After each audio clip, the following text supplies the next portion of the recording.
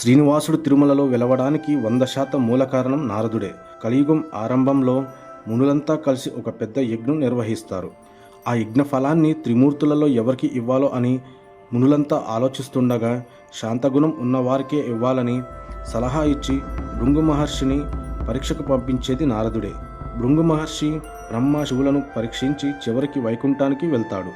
అక్కడ విష్ణుమూర్తి లక్ష్మీదేవితో ఉంటూ భృంగు మహర్షిని గమనించాడు. కోపంతో భృంగు మహర్షి విష్ణు వక్షస్థలాన్ని అంటే లక్ష్మీదేవి ఉండే స్థలాన్ని కాలితో తంతాడు. విష్ణుమూర్తి కోపగించుకోకుండా భృంగు మహర్షి కాళ్ళు ఒత్తుతాడు. తన నివాస స్థానాన్ని భృంగు మహర్షి తన్నినందుకు విష్ణు అతన్ని శిక్షించినందుకు లక్ష్మీదేవి కోపగించుకుని వైకుంఠాన్ని వదిలి భూలోకంలోని కొల్లాపూర్ వచ్చేస్తుంది.